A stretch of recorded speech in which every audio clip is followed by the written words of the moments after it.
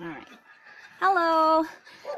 I'm with my pamangkin, Rio boy.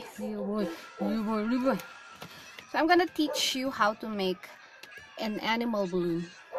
Yeah. Animal balloon because my nephew loves it, right? Dinosaur. Yeah. Dinosaur! Yeah, dinosaur. Okay.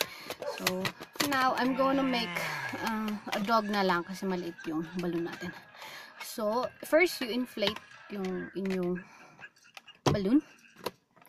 And then, you leave a space for the rolling. Rolling ng mga okay.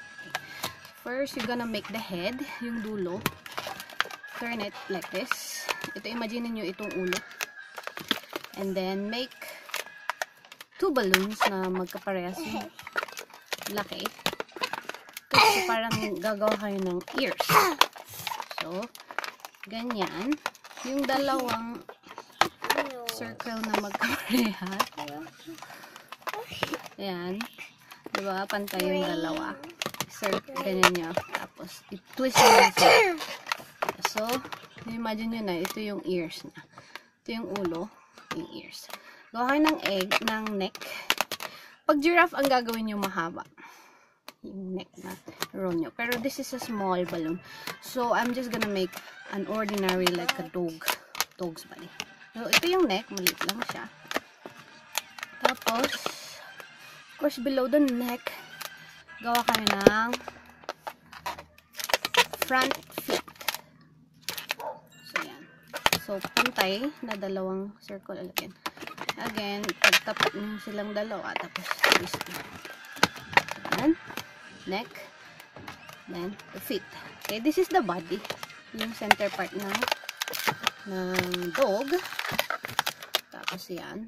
Gawa ko ulit kayo ng magkaparehas na size na circle para sa back leg. So, importante na may matira dun sa dulo para maitayo niya yung tail. Like this one. Ayan. Okay. So, yan yung back leg. Ayan. So, it would look something like this. So, a dog. So, ito yung tail niya. It's good for your kids so that they will enhance their imagination. Okay? And this is a dog, and then they're gonna make something like a rat or a cat, or meron din sa YouTube makakita kayo ng mga giraffe, this is long neck, and elephant too. So it's good for parties as well. For moms like me. Yeah, so that you will look like cool in your kids' eyes.